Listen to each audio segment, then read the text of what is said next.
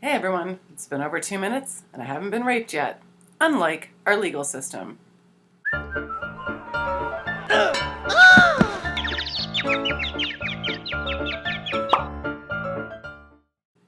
Hi, I'm Diana Davison, an advocate for the falsely accused and wrongfully convicted. As such, I've been studying the way that the media, and I hesitate to call them all journalists, the way the media has been reshaping our society, including our legal systems. Now, for those of you who think I've disappeared for a while, you're wrong. I've been writing for the Post Millennial and been doing a podcast called UnTrue Crime Investigations. I will put links below in the description. And now I finally got a new MacBook and iMovie, so I'm going back to doing videos. Because of some recent events, I've decided to revisit the phenomenon known as Gamergate to show how this hypocrisy and bias plays out in the media.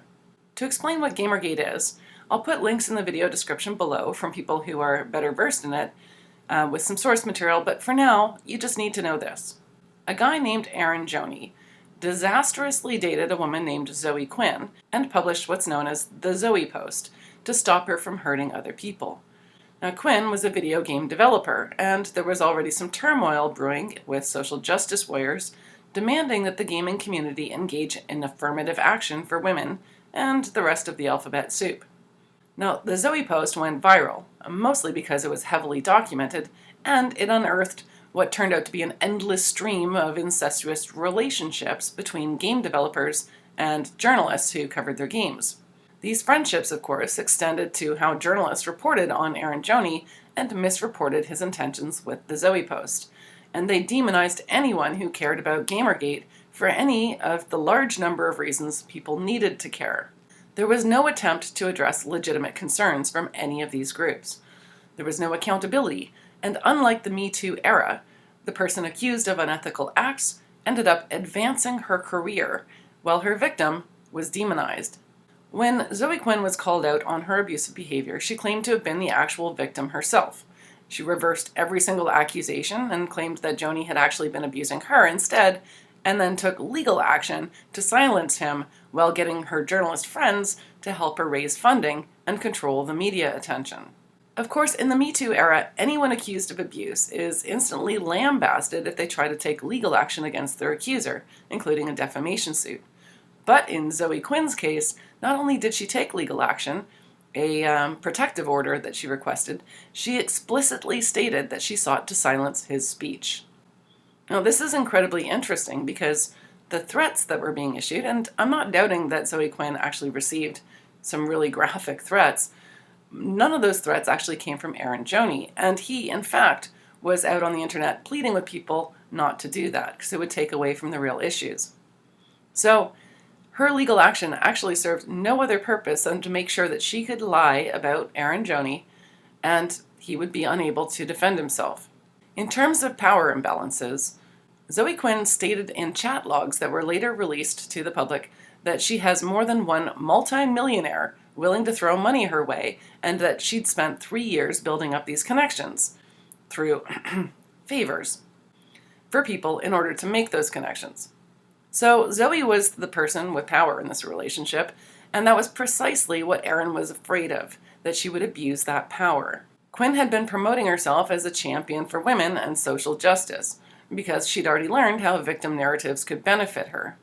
And just as Gjoni had feared, Quinn had a trail of broken and wounded left behind, both male and female, and none of that seems to have slowed her down.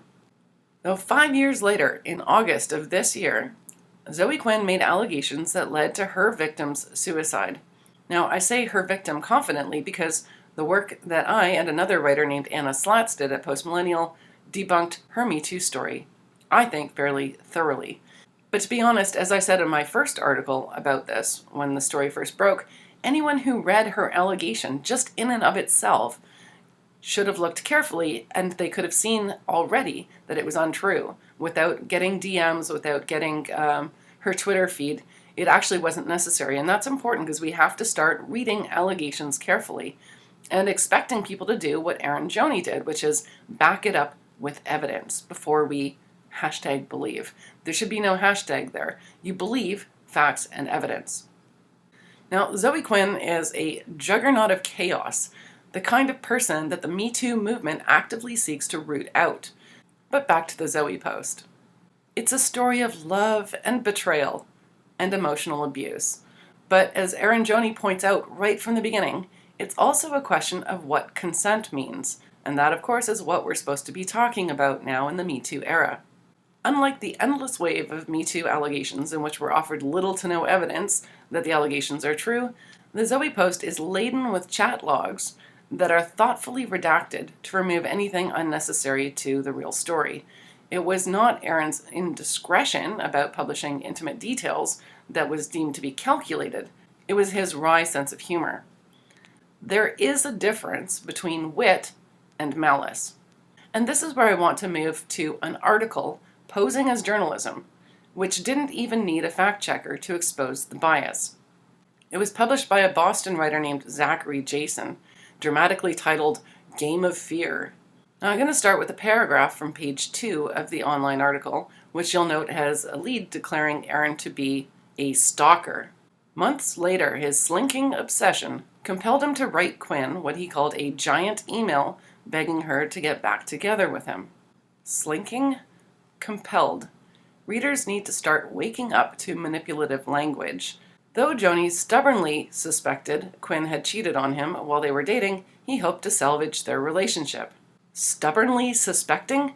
She bloody well did it. It wasn't a suspicion. He actually busted her, and to this day, she's never denied that she cheated on him. So it wasn't a stubborn suspicion. It was fact. In a moment of weakness, she gave in and bought him a plane ticket from Boston to come see her in San Francisco, where she was at a games conference.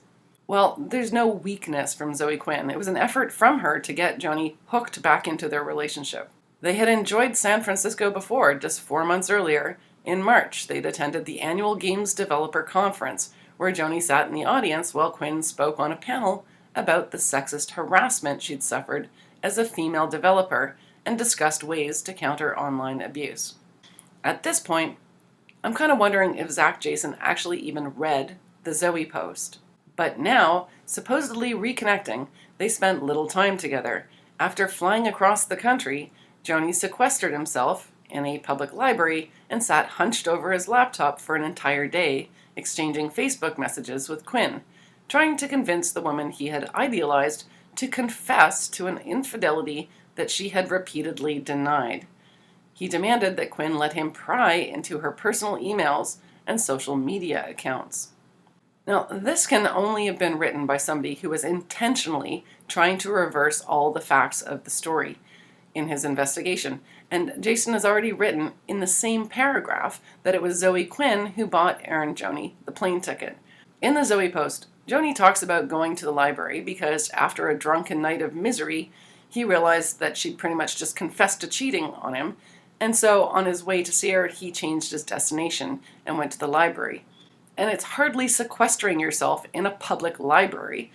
And though Quinn had repeatedly denied cheating, the fact was that she had lied to him, and he caught her at this point in time. Now, Quinn ultimately confessed, and as I said before, she doesn't deny that she cheated, so I have no idea how this writer keeps putting this idea out that it was some sort of obsession, stalker-based suspicion, right? Or that, maybe cheating on him was a good idea to get rid of a stalker. This was Zoe Quinn begging Eron to understand why she had these infidelities and begging him to forgive her for it. So the whole dynamics of this thing is reversed, setting aside the fact that Zoe Quinn actually, I don't think, had any intention on ever repairing a relationship. She just wanted some guy who she could manipulate and control while she cheated on and slept with whoever else she wanted to. And this is why the court of public opinion cannot replace our legal system. I mean, Eron Gjoni is criticized for publishing a 10,000-word blog on his to state his case, as if the vast amount of words and evidence that he put online was somehow something to make him evil. Then a journalist comes along, ignores all 10,000 words, and puts up a provable false version of events. But that's accepted as truth by the majority of people because those two things, the Zoe Post and Zach Jason's article in the Boston magazine, They're not side by side. Being on the internet doesn't put them next to each other, even if you can open them in different tabs on the same browser. So in a courtroom, you take all the evidence and you put it all in one place. And all the people who are reading one have to listen to the other side as well. On the internet, people are only reading the things that they want to hear, or the lies that people like Zach Jason are telling them. The only people who bothered to break down the facts in the case were basically people on YouTube. And those were people who cared about protecting their culture, the gamers. They wanted to protect it from dishonest journalism. And this is not something specific just to the gaming community. This is something that's going on in every industry now with the Me Too era, the Me Too allegations going on. They're slowly moving from one industry to another, attacking it. And we're stuck with smug bastard journalists like Ronan Farrow who deny us the evidence to know if what's being said is true. And they just say that we're supposed to trust them because they've reviewed it. So we cannot let dishonest journalism actually reshape our society with impunity. And that's what they got in Gamergate. It was largely about journalism, and the journalists were never held to account. Nothing changed. And now we can see the result. 5 years later, now journalists are doing the exact same thing in every other industry. And they're not just destroying individual people's lives. They are destroying our legal system. They're trying to use their court of public opinion rules, which is essentially no rules, to get more men convicted with no evidence. And we have to break it down wherever we can find a great example.